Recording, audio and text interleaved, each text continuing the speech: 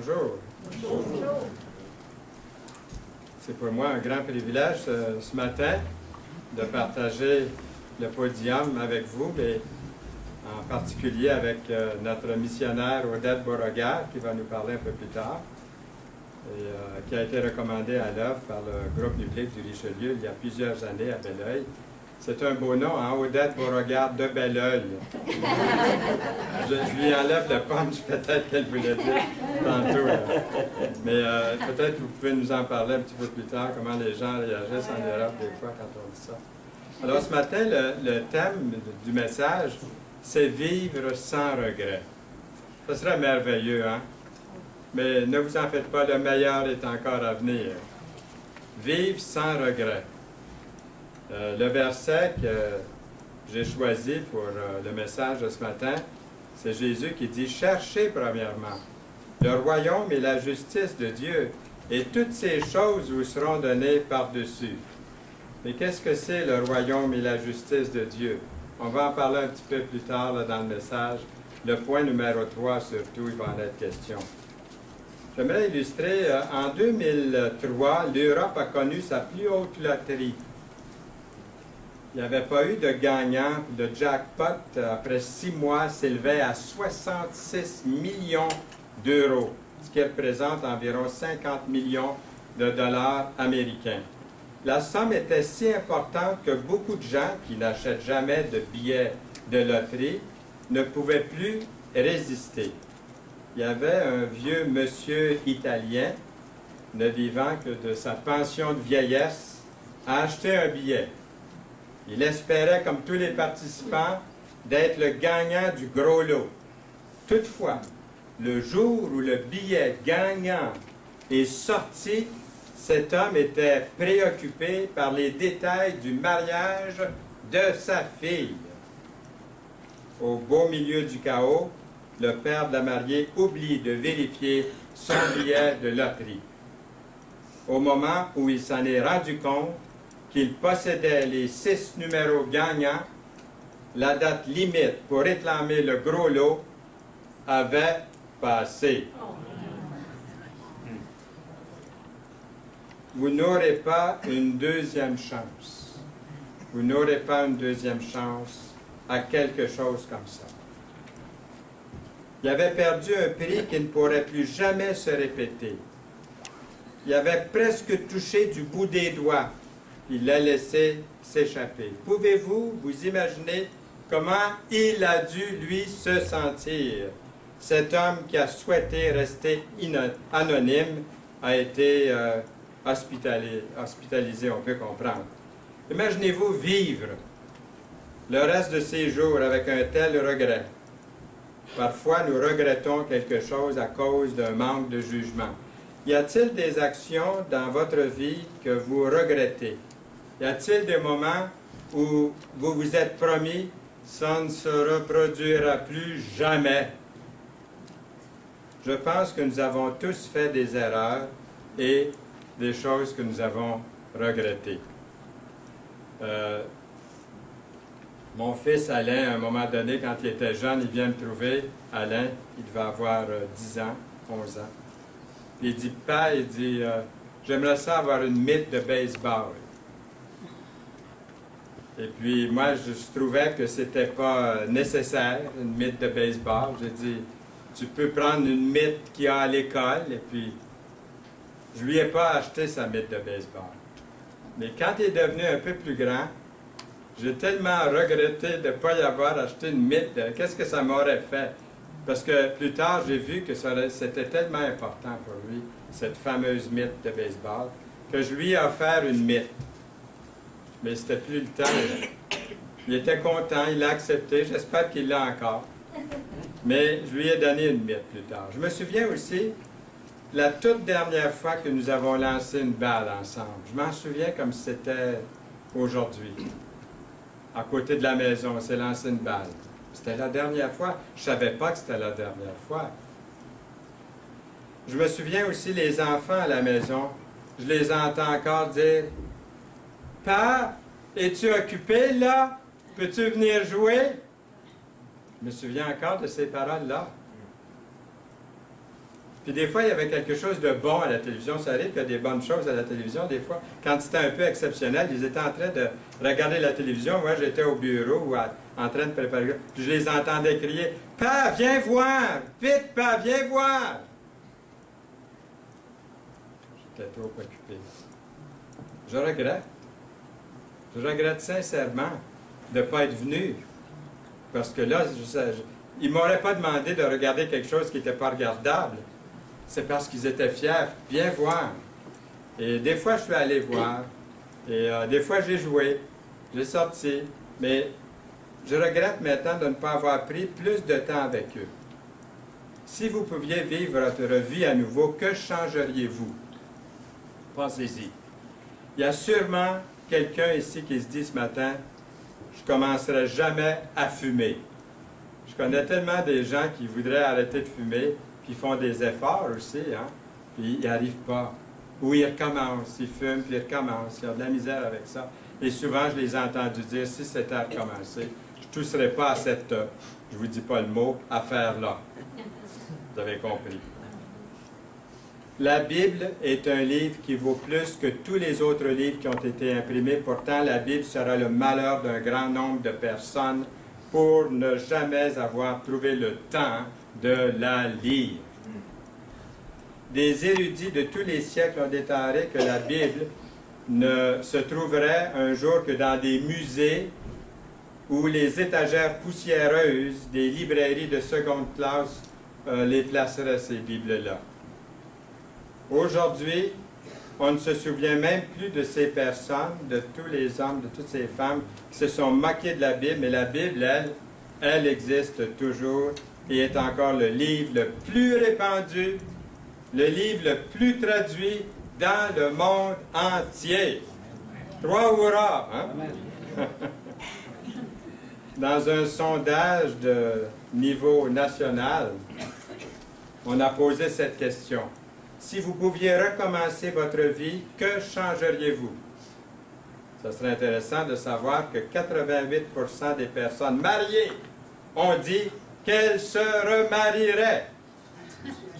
Et 82% ont dit qu'elles se remarieraient avec la même personne. Ça aussi, ça mérite trois hurrahs, hein? Et 63% de celles qui sont parents de ces familles auraient le même nombre d'enfants qu'elles ont maintenant. Et puis, on a posé l'autre question, quelles sont les choses qu'elles regrettent? 36% choisiraient une autre carrière. 60% auraient fréquenté l'école un petit peu plus longtemps pour acquérir plus d'instruction. Il y a des gens qui ont fait un véritable gâchis de leur vie, ça vous le savez. Il peut y avoir eu des erreurs graves, surtout à cause d'une dépendance à l'alcool ou à la pornographie, des choses qui ont ruiné une bonne relation ou de bonnes relations et qui ont laissé de profondes cicatrices émotionnelles. Vous avez sûrement entendu des témoignages quelquefois de personnes qui ont admis avoir été délivrées d'une dépendance comme la drogue, l'alcool. Elles ont admis en public, en donnant leur témoignage, hein, on entend ça régulièrement, qu'elles ont recherché de l'aide pour arrêter de consommer. Rester sobre, pour un grand nombre d'entre eux, c'est devenu une lutte constante. Elles ont dû demander pardon à leurs proches pour retrouver la joie et la paix. Il est réconfortant de savoir que le Seigneur Jésus vous donnera une autre occasion, une autre chance, si je peux dire. Un pharisien pria à Jésus de manger avec lui. Jésus entra dans la maison du pharisien, se mit à table. Et voici une femme pécheresse qui se trouvait dans la ville, ayant su qu'il était à table dans la maison du pharisien, apportant un vase d'albâtre plein de parfums. Et se tint derrière, aux pieds de Jésus, elle pleurait, et bientôt elle mouilla les pieds de ses larmes, puis les essuya avec ses cheveux, les embrassa et les oignit de parfum. Me semble de voir les pharisiens scandalisés. Avez-vous vu ça? des bons pharisiens, hein, des bons religieux, qui sont scandalisés. Puis un peu plus loin, une dizaine de versets plus loin, il dit à la femme, « Tes péchés sont pardonnés. »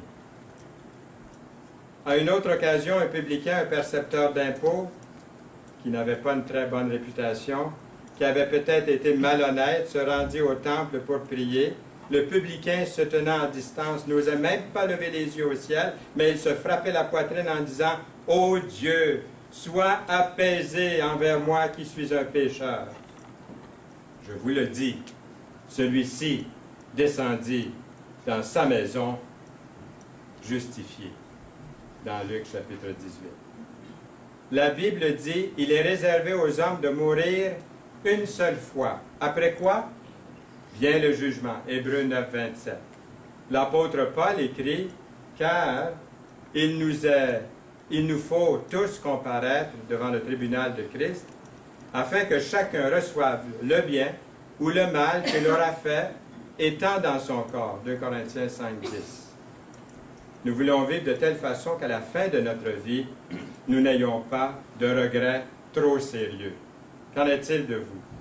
Voici trois actions ou trois buts à atteindre, je vais vous proposer ce matin, dignes d'être appliqués dans ma vie, dans votre vie. Et le premier but, mettre le Seigneur en premier. OK? Mettre le Seigneur en premier dans votre vie. Servir le Seigneur de tout votre cœur. Reconnaissez-le, reconnais-le dans toutes tes voies, et il aplanira tes sentiers. Proverbe 3, 6. L'apôtre Paul, oubliant ce qui est en arrière et me portant vers ce qui est en avant, je cours vers le but pour remporter le prix de la vocation céleste de Dieu en Jésus-Christ. Philippiens 3, 13. Qu'est-ce que ça signifie mettre le Seigneur en premier? Tout d'abord, cela signifie de répondre à l'Évangile, de devenir chrétien. Comment est-ce qu'on devient chrétien? Est-ce qu'on n'est pas tous des chrétiens ici au Québec? Est-ce qu'on ne porte pas tous, la plupart, le nom de chrétien ici au Québec? Comment devient-on un vrai chrétien, selon les Écritures? Premièrement, le repentir. Dieu, sans tenir compte des temps d'ignorance, annonce maintenant à tous les hommes, en tout lieu, qu'ils ont à se repentir parce qu'il a fixé un jour où il jugera le monde, selon la justice, par l'homme qu'il a désigné, ce dont il a donné à tous une preuve certaine, en faisant quoi? En le ressuscitant des morts. Dans Acte 17. Fernand, excuse. Oui. Parce que tu étais juste en avant dans ce qui est écrit. OK. Tu étais juste un peu en avant.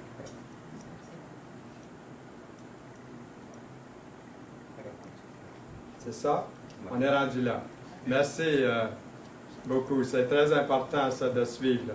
Même, je m'étais demandé, dans d'autres assemblées où je présente avec le PowerPoint, c'est quelqu'un d'autre qui avance. Mais alors, s'il y a quelqu'un de brillant ici, ça faut être pas mal brillant pour faire ça. Il faut bien synchroniser avec l'image. Si quelqu'un veut s'offrir, comme ça arrive dans d'autres endroits, je l'apprécierais beaucoup. À ce moment-là, je ne m'inquiète pas de l'image, vous la changez, vous avez une copie de mon message, et puis ça va. Alors, merci encore une fois, Jacques, j'apprécie beaucoup. Alors, nous devenons chrétiens par la foi.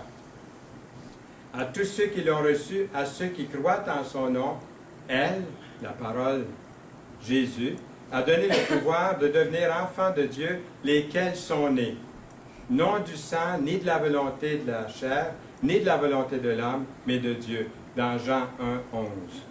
Il y a cet autre verset, c'est par la grâce que vous êtes sauvés, par le moyen de la foi, et cela ne vient pas de vous, c'est le don de Dieu dans Éphésiens 2, 8. Ensuite, il s'agit de mettre le Seigneur en premier. Le mettre en premier dans nos pensées, en premier dans nos actions, dans notre temps, dans nos finances aussi. J'aimerais vous parler de Mahatma Gandhi, que vous connaissez sûrement. Il a été un grand leader.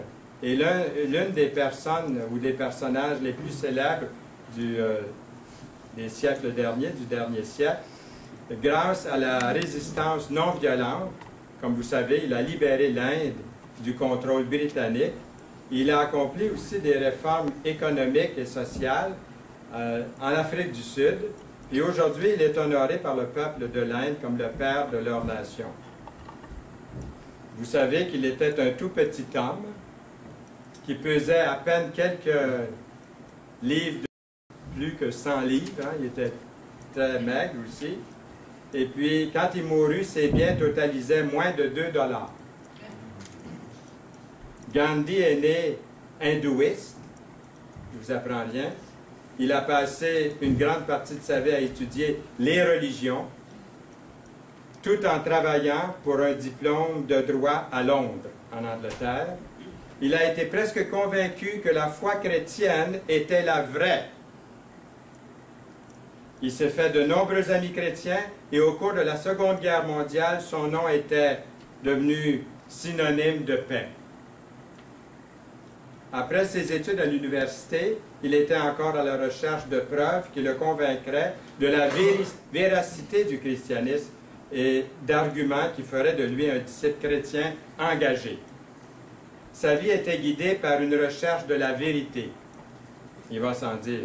Il a accepté un emploi en Afrique et pendant 7 mois, il vivait dans la maison d'une famille qui était membre d'une église chrétienne évangélique à Pretoria, en Afrique du Sud. Il a assisté aux réunions régulièrement de cette église-là, une église chrétienne évangélique. Mais des années plus tard, dans son autobiographie, il décrit sa déception. Voici ce qu'il écrit. Il dit, « Cette église ne m'a pas fait une impression favorable. Les sermons étaient sans intérêt. La congrégation ne m'a pas frappé comme étant particulièrement pieuse. Ce n'était pas une assemblée de personnes spirituelles, c'est plutôt des gens mondains qui se rendaient à l'Église comme par loisir ou parce que c'était la norme à suivre. » Il continue en disant, « Dans mon banc, parfois, je m'assoupissais involontairement. J'avais honte. Mais certains de mes voisins faisaient la même chose que moi.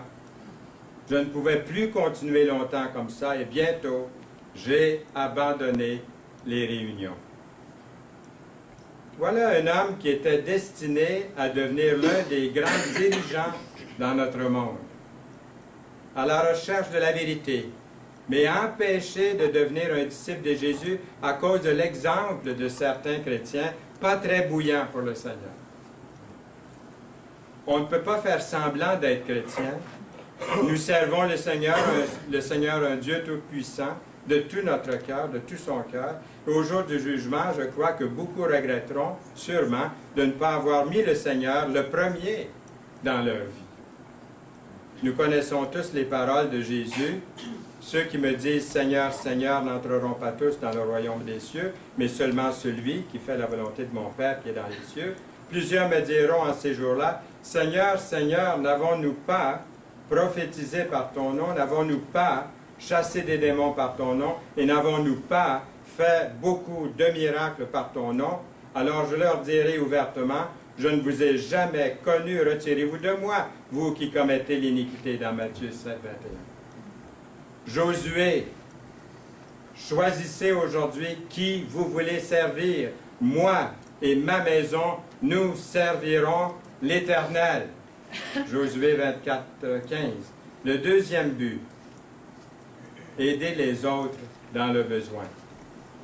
Le psalmiste, heureux celui qui s'intéresse aux pauvres. Au jour du malheur, l'Éternel le délivre. Psaume 41, 2. Jésus, tout ce que vous voulez que les hommes fassent pour vous, faites-le de même pour eux. Matthieu 7, 12. Acte 20, 35, il y a plus de bonheur à donner qu'à recevoir.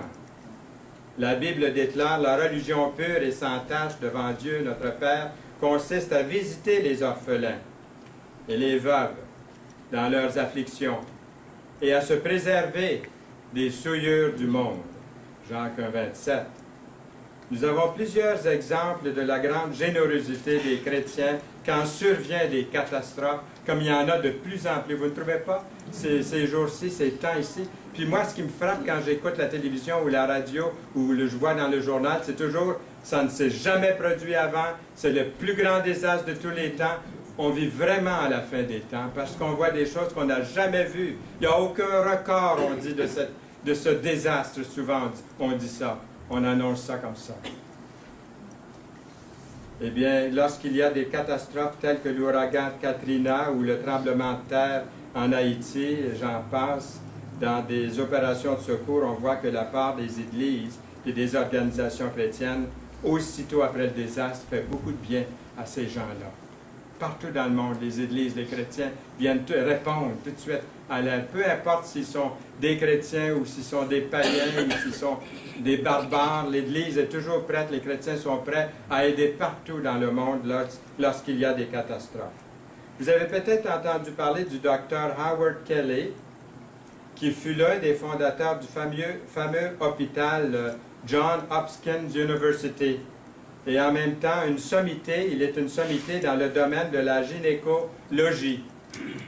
Lorsque le docteur Kelly était à l'école de médecine en formation pour devenir chrétien, il passait souvent ses vacances d'été en vendant des livres de porte à porte pour gagner un peu d'argent pour ses études. Un jour, comme il frappait au pape, vous avez peut-être entendu cette histoire du docteur Kelly, il a eu très très soif. Je l'ai vu dernièrement sur Internet, alors je l'ai gobé tout de suite pour pouvoir vous le présenter. Il s'approchait d'une maison en campagne pour demander à la jeune fille qui lui répondait à la porte s'il pouvait avoir un grand verre d'eau frais. Fraîche? Fraîche. J'ai soif. Puis-je avoir un verre d'eau, s'il vous plaît? La jeune fille répond, puis-je vous offrir à la place un grand verre d'eau frais, de lait frais? La jeune fille lui apporte un beau grand verre de lait bien frais. Et le jeune homme boit ce bon lait froid, frais, froid, qui lui fait beaucoup de bien, en plus de le désaltérer. Ça me donne la soif juste d'en parler. Monsieur Kelly, un jour diplômé de l'école de médecine, est devenu chirurgien en chef de l'hôpital Johns Hopkins University. Quelques années plus tard, une dame d'âge moyen de la zone rurale de cette partie du pays est admise dans ce grand hôpital. Elle était gravement malade. Le docteur Kelly veille à ce qu'aucun effort ne soit épargné pour aider cette pauvre femme. Elle est placée dans une chambre privée avec une infirmière à sa disposition 24 heures sur 24.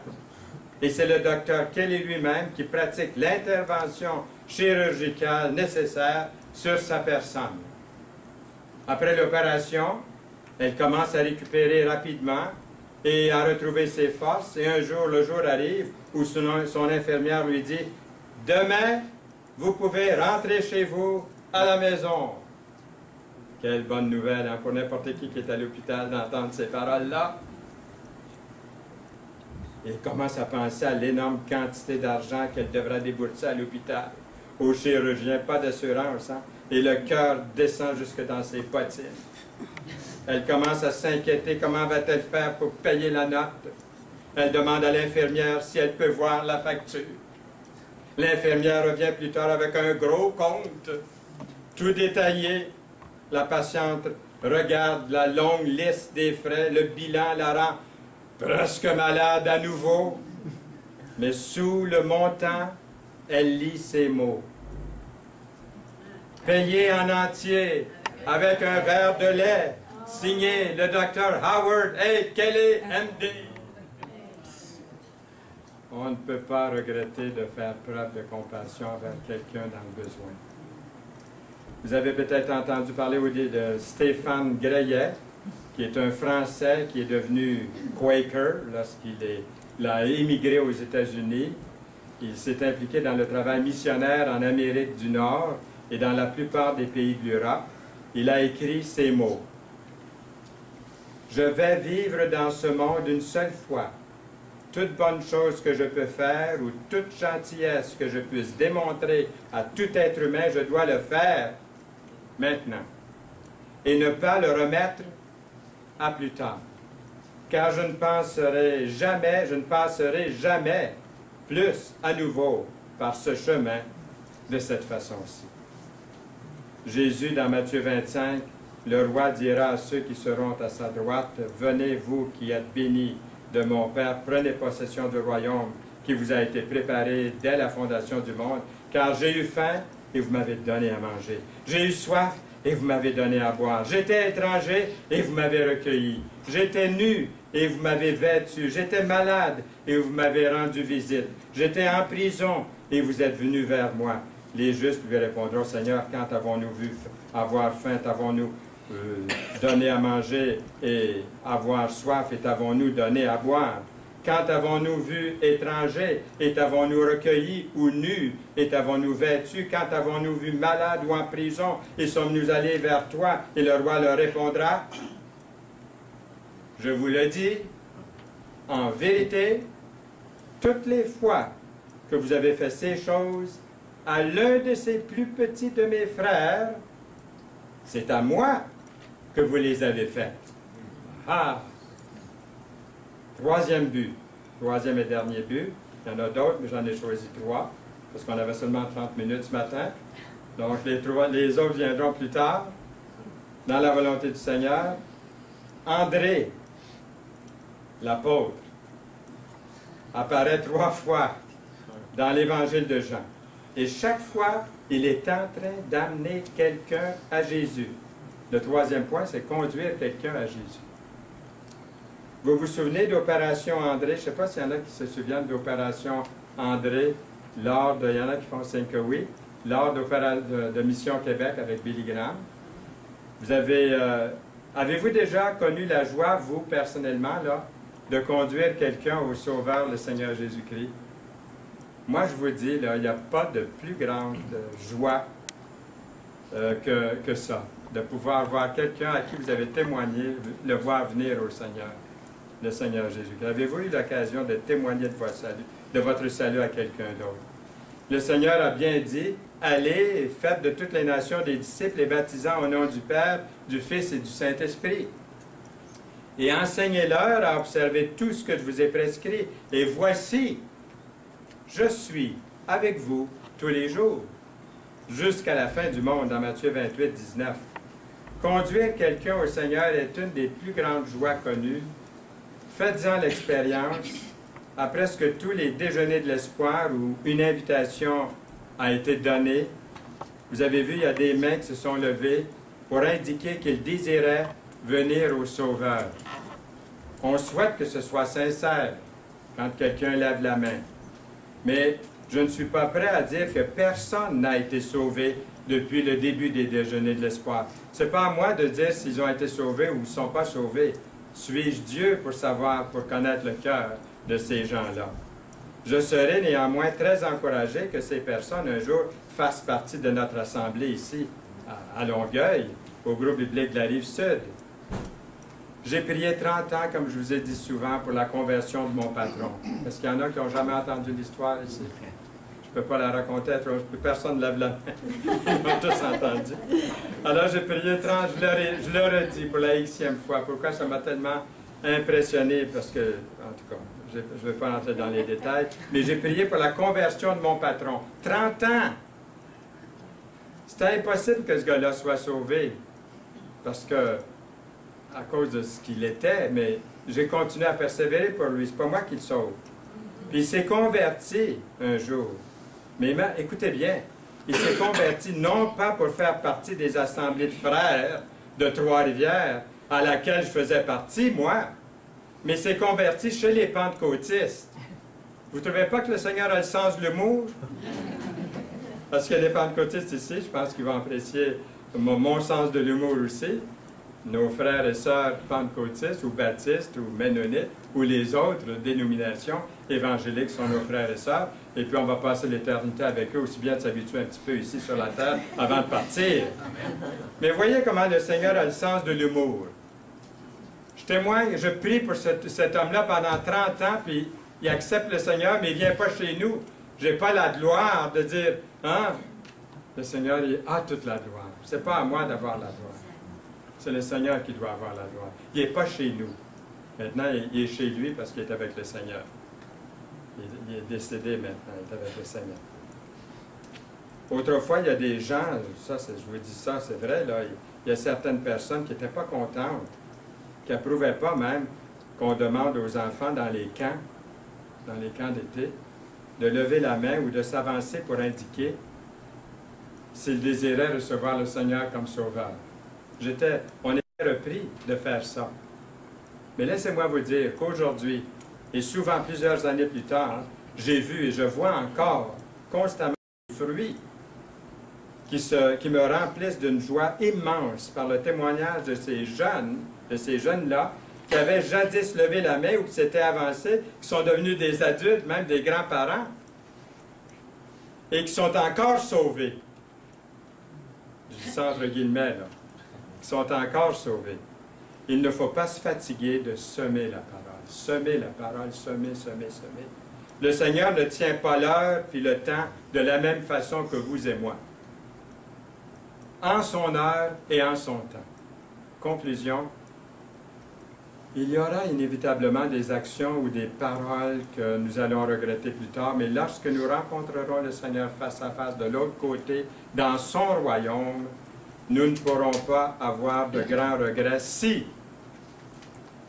les trois choses, si nous avons mis le Seigneur en premier dans notre vie, si nous avons aidé quelqu'un, si nous avons conduit quelqu'un à Jésus-Christ. Ça peut être nos enfants, nos amis, nos parents, nos voisins. La bonne nouvelle, c'est que peu importe à quel point nous avons gaffé, jusqu'à ce jour, le Seigneur est miséricordieux et prêt à vous pardonner. Il s'agit de s'humilier devant lui et de lui confesser sincèrement et sérieusement votre faute. Jésus est mort pour nos péchés et son Saint-Esprit veut entrer dans votre vie et transformer votre caractère en la ressemblance de Jésus. Et j'ai une prière ici que j'aimerais faire, puis si vous voulez la faire en même temps, je l'ai écrite, on va la mettre au tableau. Ça, c'était pour dire qu'il y en a qui ont levé la main ou s'avancer dans des réunions. Et voici la prière que vous pouvez faire sincèrement ce matin si vous le désirez. Père Saint, merci de m'aimer, de m'avoir envoyé Jésus pour me racheter de mes péchés. Aide-moi, Seigneur, à te mettre le premier dans ma vie. Aide-moi à vivre selon la question « Que ferait Jésus dans telle circonstance s'il était à ma place? » Aide-moi à te servir tous les jours avec un cœur sincère. Fortifie-moi afin que je sois attentif et prêt à aider les gens dans le besoin. Seigneur, aide-moi à être un témoin fidèle pour toi, afin que d'autres puissent voir Jésus en moi. Dans le saint nom de notre Rédempteur Jésus, je te prie. Amen. Amen. Que Dieu vous bénisse richement pour sa gloire.